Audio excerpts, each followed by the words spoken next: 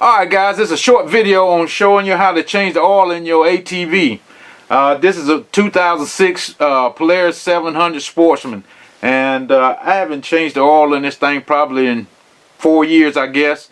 It's due for oil change since I got it here in my garage. I'm going to go ahead and change it. Like I said, this shouldn't take you more than 10 minutes at the max. So let's get on the four-wheeler and I'll show you how to do it. Okay, with any good oil change, first thing you got to do is take the plug out, and the plug from this Sportsman is right here. They got a convenient hole cut out, and this hex bolt is a 6mm hex, and all we're gonna do is just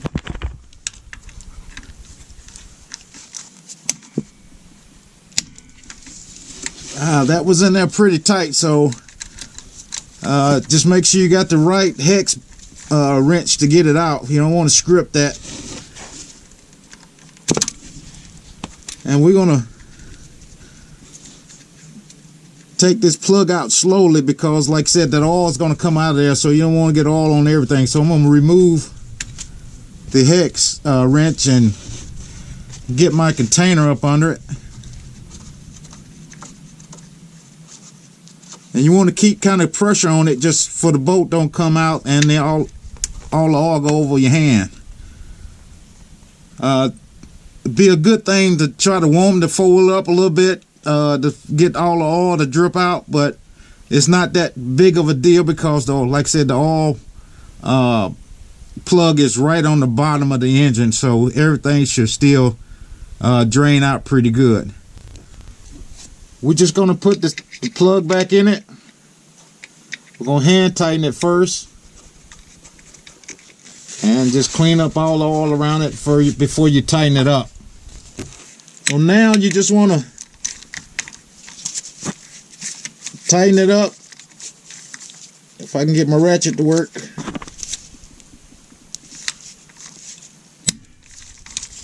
That's just my ratchet slipping because it's a piece of junk, but we got that tightened up. Then now we can go up and remove the oil filter. My oil filter is hand tight, so I can actually turn it with my hand, but you might have to get your oil strap to get this off because the smallest oil filter cover I have is not small enough for this oil filter, so this is not going to do me any good. So thank God mine is just hand tight, and when I feel it coming loose, I want to go ahead and try to stand it straight up for less oil to come out.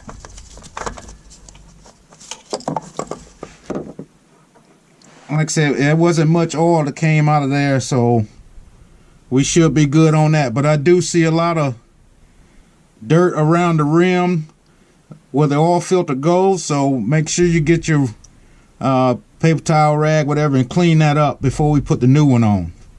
As you can see, I got that the maiden surface where the oil filter goes pretty clean now, so we can get the new filter ready to put it in.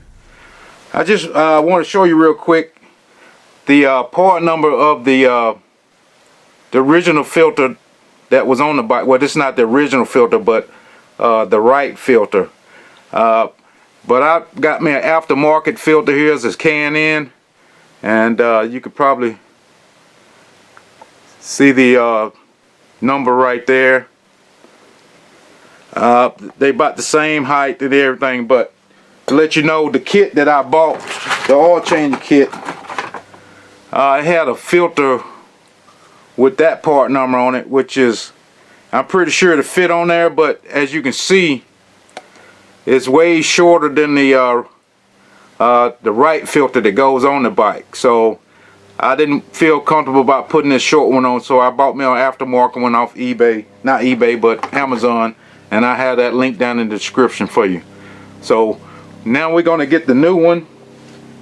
I'm going to put some oil in here, but I'm not going to put much in there because when we turn it sideways, it just, if you put too much in there, it's just going to drip out. But I want to get the inside of it nice and wet with oil before when we start it up.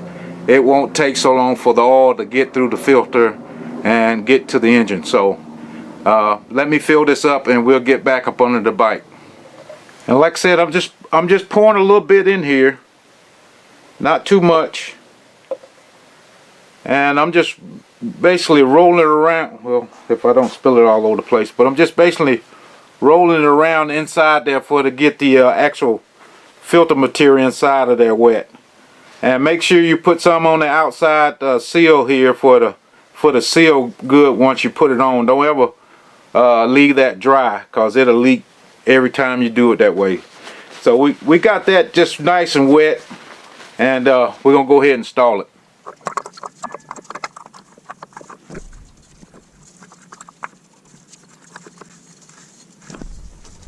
Okay, now we got it started. I can switch back over to the other hand.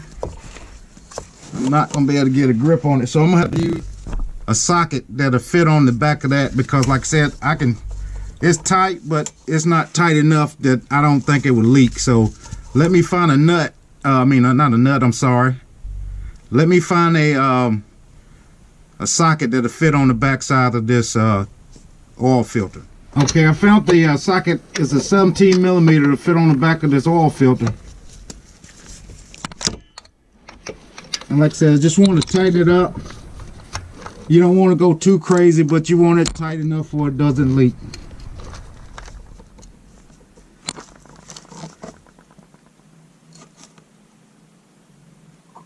I think that's good and tight enough. So now we'll get back up and actually fill it up with oil. Okay, now it's time to put the oil in. My oil dipstick is right here. We're just gonna pull that out, and that's exactly the same place where we're gonna fill it up with the new oil. The little kit that I got from Amazon is this kit here. It's got the 2 quarts of oil with the filter, and it's full synthetic. Looking online, it said that it takes 2 quarts, which it came with 2 quarts, but you always want to put a quart in, check it, put some more in, that type thing, and check it. So we're going to put the first quart in, because we know it'll take at least that. So now I'm just going to put my dipstick in.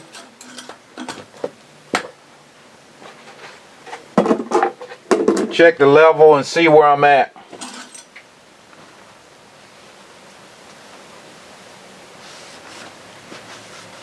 Let me do that again.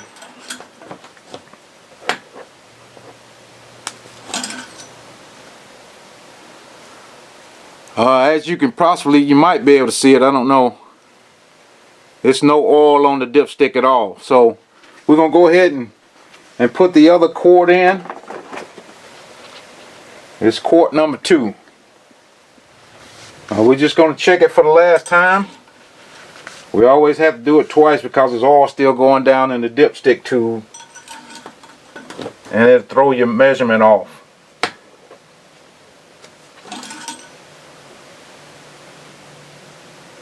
Okay, that's good. It's over the 2. That second little bump out. You probably can't see that, but it's just above it, so that should be good. So it does take 2 quarts, and now we're just gonna put the dipstick back in, and we should be done. I'm gonna start the foil up and make sure it doesn't leak, and we should be done with this oil change. Alright guys, that should be it. All we need to do is start her up and see if she leaks. If not, we should be good. So let's take that chance.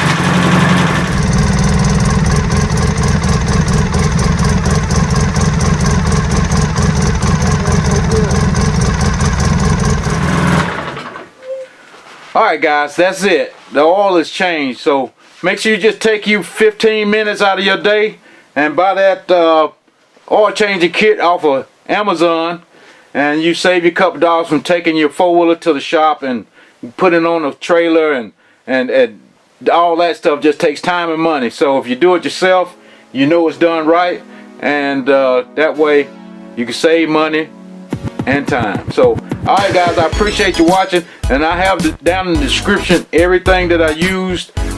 Make sure I put the right kit with the right oil filter in there. And other than that, we out of here. Thanks for watching.